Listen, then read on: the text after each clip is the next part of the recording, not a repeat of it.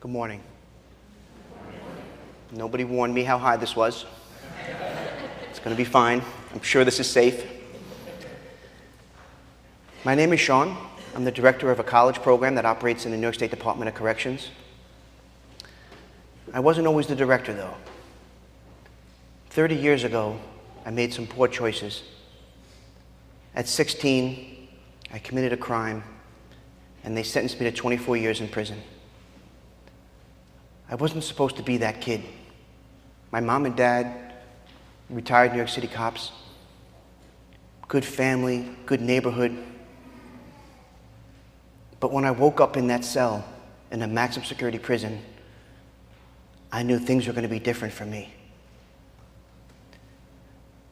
They talk about the blind man having faith, reaching out, the son of Joseph. They tried to quiet him. I remember sitting in that cell, knowing that I had been sentenced to more time than I had been on this earth. There wasn't a lot of faith there. While I thought my life was over, I was literally 2 inches shorter. I weighed 118 pounds. I wasn't shaving yet, and I still had braces on my teeth. I had not even finished high school. New York is one of only 2 states that sentence their teenagers as adults, and I found that out the hard way. I wish I could tell you now that it was my faith that took me out of that cell, or that I was stronger than the other folks I was living with, but the fact is, I was just sitting there feeling very sorry for myself. I had failed everyone, including myself. One of the officers came to my cell, and he said, "I could really use your help." I thought he was teasing me. What could I possibly help with? And he said, "There are many of the men here that don't know how to read and write. And when you think of prison as being rock bottom, you have to also put it in the context of the only communication with the outside world is through writing or receiving a letter. And if you don't know how to read and write, the world gets darker really quick." And he said, "Some of these men, you could help them."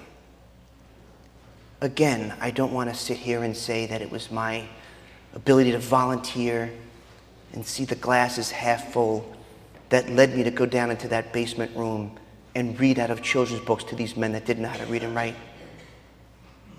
It was the opposite.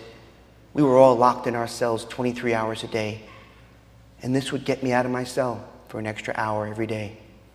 Selfishly, I went down to that basement and read to the older guys, the 24-year-olds. I know, it's crazy. While I was down there reading to those men,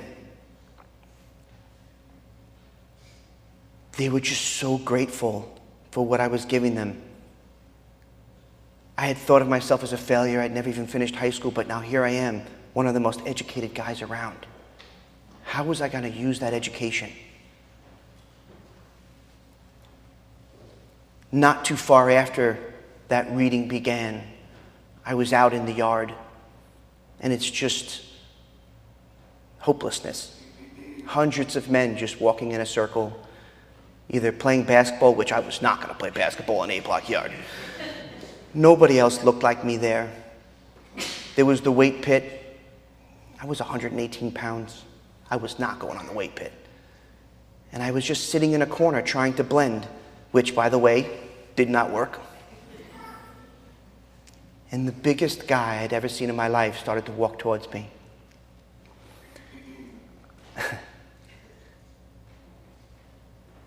He got to me, and he asked if I was Sean. I immediately thought of lying. I just knew that would not get me very far. And he reached in his pocket, and he pulled out a letter. It was not what I expected him to pull out of his pocket. He asked me if I would consider reading him that letter, and maybe even helping him draft a reply back to his only son.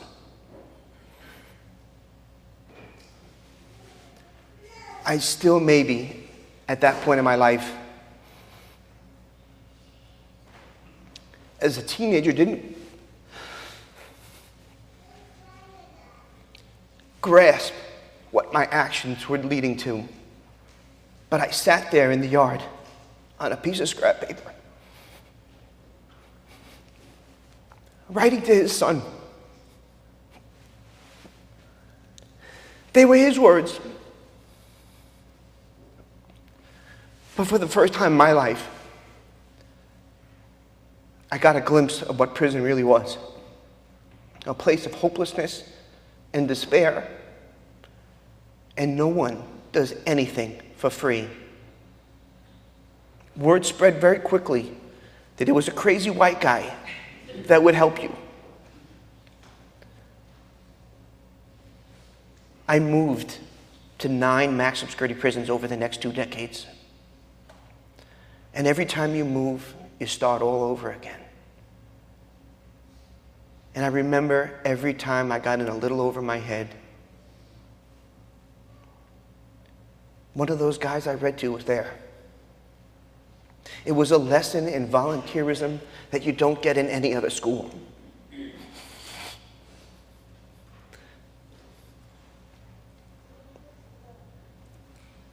I got to Sing Sing. It was the last prison I lived in.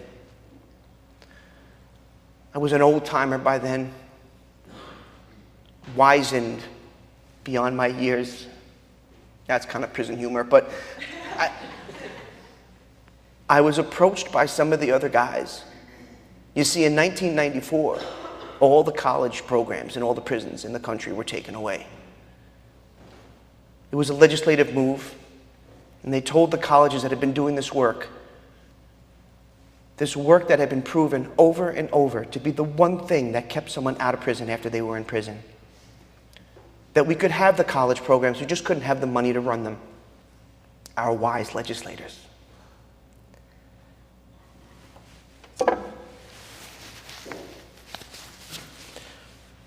I wasn't sad. I'm one of 5 boys. I'm the only one that went to prison, but I'm also the only one who went to college. My mom and dad were New York City cops. They never went to college. I never thought when I went home from prison after 2 decades that it would ever help me anyway. Because there's no one in this room then that could look at me after 2 decades in prison and not call me an ex-con or a failure, to allow me to come and sit in these pews next to you. Who would ever be crazy enough to invite me to their service, to stand in their pulpit? In fact, it was just the opposite. Members of this congregation that sat in those same pews that you're in now braved the Sing Sing prison walls and came in and helped figure out how to start a college program with no college, no money, except for Bruce's credit card. I'm sure he's here now.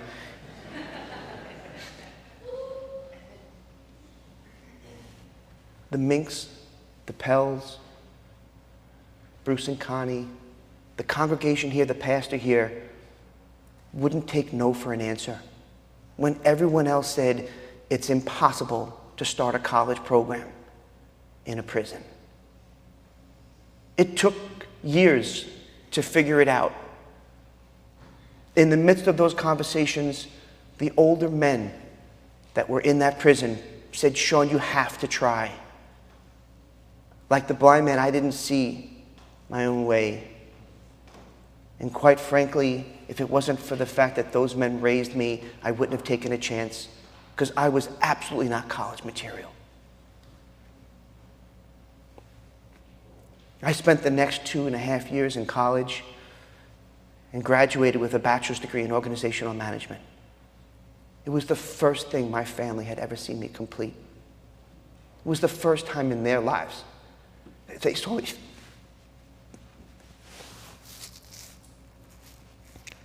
finish something. The prison did a really good job of making us feel like we were at a graduation. There were caps and gowns and cake and speakers and a beautiful violinist from the community that came in and played. There were just an amazing opportunity And if you didn't look at the bars and the barbed wire and the windows, you would have really thought you were at a campus. Some campuses might have that too. But I sat there feeling proud. For the first time in my life. And the commissioner and the warden and the president of the college came over, and they were thanking the families and the students for the hard work that they'd put in, who got this to the finish line. And they said to my mother and my father that I had done really well in the program, and that they'd like me to stay on as the liaison between the warden's office and the next group of students. The idea of being in charge of the waiting list in a maximum security prison where no one looks like you, it was not my first choice.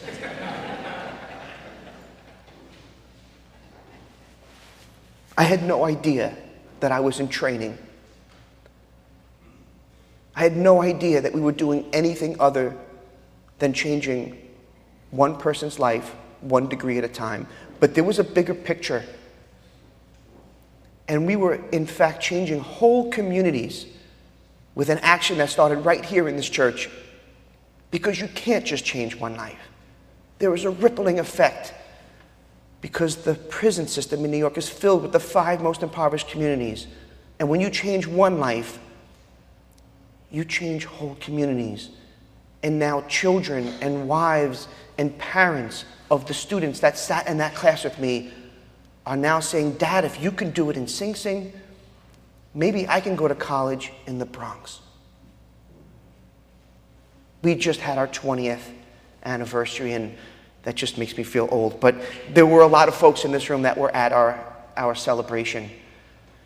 And there was a moment when Bruce wrestled the microphone away from the MC, and he just said, I remember there was a time when we couldn't afford textbooks, when we had to share the supplies, when we didn't even know if there would be one semester to the next. But behind me, there is an altar covering that was commissioned by this church. It was created by the men at Sing Sing. When they created that altar covering, it was just as a way to say thank you to a congregation that gave us a second chance at life. Because we're not just changing lives, we're saving them. If 68% of the men and women in this country return to prison in the first 3 years, how am I going to be any different? Well, I can tell you how. We are educating a population of uneducated people. Changing the very course of lives on a daily basis. Because in 20 years, we've had 11 students go back to prison. It is a less than 1% recidivism rate. This is not just about changing lives. I will also say we are saving New York taxpayers millions and millions of dollars a year in a program that the Department of Corrections does not pay for, and the taxpayers don't pay for. There is no state or federal funding. Every single penny is raised privately in congregations, synagogues, and churches just like this, with people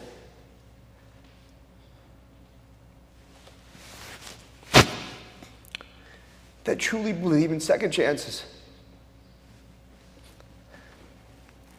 I want to say thank you, not just as the director of a program that I know has changed people's lives,